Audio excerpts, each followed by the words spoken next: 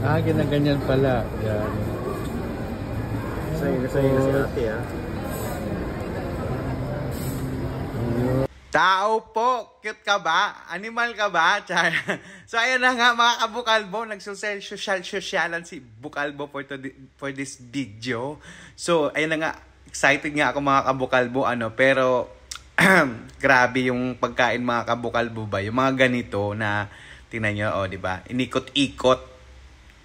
Iniikot-ikot ni ate yung ayun, hindi mo tawag nun, parang turumpo, ginawa yung turumpo. Ayan di ba, yung mga ganito mga kabukalbo ba, yung mga ganitong pagkain, maa-amaze ka na parang wow, parang napakasarap. Well, masarap mga kabukalbo kasi chocolate coffee yan eh.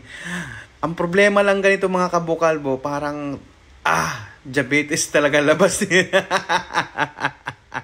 Well, but syempre thankful ako dahil nakatikim ng mga ganito. Salamat. Pero mga ganitong pagkain mga kabukalbo ba, okay lang once in a lifetime. Tama ba? Mahirap pag ganito mga kabukalbo yung pagkain mo. Delikado to, diabetes labas mo nito. Masarap sa masarap. Tapos expensive pa mga kabukalbo, ang mahal-mahal, Diyos ko. Kaya buti na lang talaga ay ayan tingnan mo. Pero yung tasa nila mga kabukalbo, ang liit lang, ang cute. Na-amaze lang ako sa mga gamit, yung mga baso nila mga kabukalbo, sosyalin, plus itong pagkain na to. Ito mga kabukalbo yan, bibingka lang yan mga kabukalbo bibingka lang yan.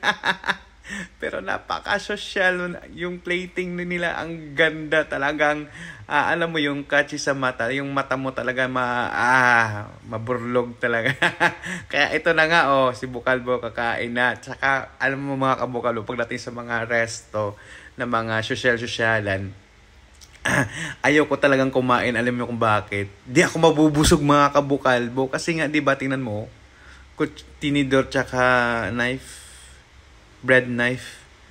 Di ba, paano ka mabubusog? Tapos yung kain mo, nguya mo, syempre nasa mga sure, kailangan mo magpa-social kahit ang layo naman sa itsura.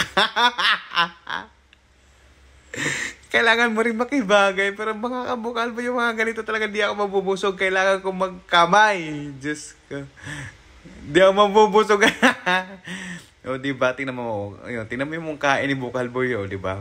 Tapos yung nguya niya, tingnan mo. Napaka-formal.